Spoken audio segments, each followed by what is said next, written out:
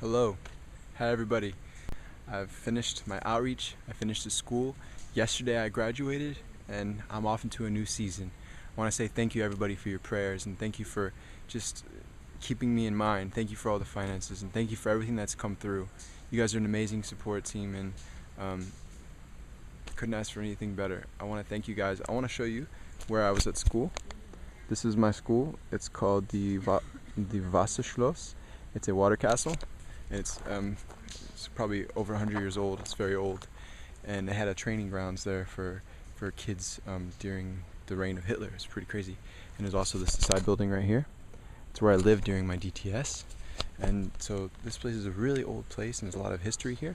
And this is where I've been for the past 4 months. Actually, for 2 months I was on outreach, and I'd like to give a short testimony about that. I had an amazing time. We were in 2 weeks in Budapest. And there was street evangelism, and we just go out on the streets and just tell people about God. And there was, of course, a language barrier, but we still had a great time, and people really got to encounter God. And also, there was a bar ministry at Simpla, one of the most popular bars, really in Europe. People have to go to Simpla. We just go in there, and we just bring the love of God by reading a Bible and with groups all around the bar. It's a pretty big bar. And if we just have a good time, we don't force God on anybody, but God forces his way into their heart when they notice somebody's reading a Bible. It just touches them in a way that you can't explain. So we just had a good time with that. And also in Budapest, what else did we have? We had a cafe ministry. On every Friday night there was free coffee for anybody who wanted to come in. And because they don't have the rights to sell coffee, but it was still awesome, and we would tell people about God and just have a really good time and have live music every once in a while. And it was a really beautiful place. That was Budapest, and God just really was just working on me in that time, and I just really enjoyed it. And I was realizing that God was slowly showing me that I can pray for people for healing, even if I haven't been healed of certain things. Those things aren't my block. I can just pray, and it's nothing to be worried about. So that was 2 weeks, and then after that we went to Poland, and we were in Poland in 3 different churches. We were in Świebodzice, and then we went to Świdnica for 1 week. And then back to Świebodzice for 1 more week. It's 2 weeks. And then we went to Tarnów. And it was all such a great time. The churches in Poland, the people in Poland are so hungry. They just want more and more and more. And they just love what you have to give. And they're so welcoming. And we would get many home-cooked meals. And they were all so nice. And we did kids ministries. And we did prayer meetings in the morning sometimes. And we also did Hearing God's Voice seminars, and also English. So we were just teaching English, some practical things like that.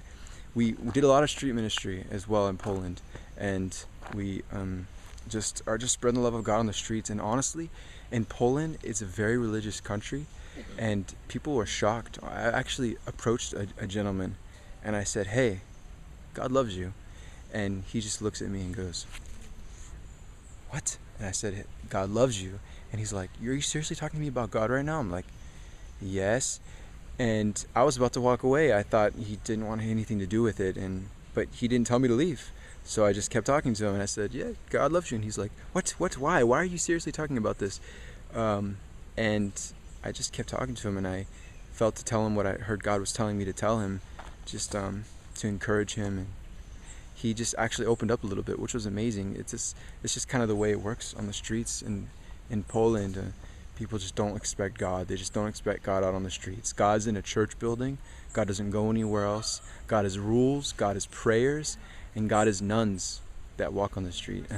It's a joke, but truthfully, there are a lot of religious people who walk around, and you're amazed. Honestly, you're just wondering why religion is so strong. And then also, I got to talk to a lot of homeless people, and they just want somebody to talk to. And the truth is, they're more open than others. So it's pretty amazing. You would expect to talk to somebody who has it all together, but they don't want anything to do with it. They don't want anything to do with God. Who needs God when you have it all together, right? That's the lie that they believe, and they probably need God even more.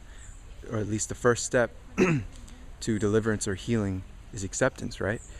They just don't accept it. And those that are hurting and they're drunk and they say, "I believe in God," and they just know that they're hurting, but they just stay in that pit, and it's really sad. But I've got to talk with them, and actually got to speak with these 6 or 7 kids at the bus stop in Poland, and they were smoking weird drug things, and I didn't feel I had an opportunity to talk to them. What past do I have to connect with them? No, that's a lie. I talked to them and I connected with one of the guys, and I told him something that he really needed to hear, and he came the next day and brought a friend to the church, right to the doorsteps of the church, because we were talking at a bus stop, but he came to the doorsteps of a church. I had given him an invitation to see a Polish rapper we were going to have at the church. So he came by, and I got to talk to a guy named Adrian. At the time he was drunk, and that's what he was dealing with, and also like smoking weed and doing drugs. And he really broke down. He just wanted to know more about God, and it was amazing. Just more, little by little, I was answering his questions. Well, why did Jesus raise from the dead, and why not other people? And what about Mary, and what about this, and what about that? And he opened up and said, why does my wife divorce me? But finally, God touched him through all that conversation. I was just trying to spread love. Me and T-Mac, who's translating for me, local from the church. And he started crying. Finally, Adrian just started crying. He said he wanted to be clean. And also, the same guy that brought Adrian, he actually brought another guy. I'm not sure what his name was, but he came to the rap concert, and he was just there. And I had a friend that wanted to translate for me, and she started translating. Then she started crying, and I said, "Why are you crying?"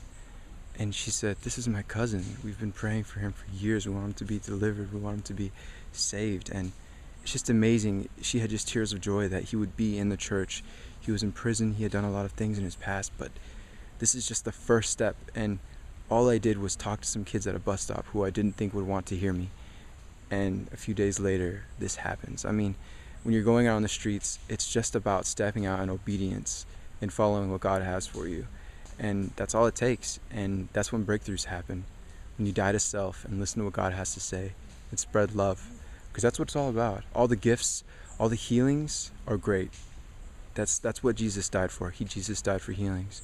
Jesus also died so that we would know what love is, and that those that are lost would know what true love is.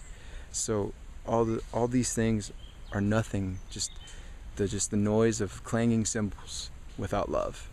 And so that's why I want to be out here. That's why I want to go to the nations. I just want to spread love. So I just want to thank everybody who's partnered with me in prayer and finances, and whichever way it's been. I want to thank you all, and just please continue praying for me, and please continue with everything that you've donated. It means a lot to me. So I just want to say thank you so much.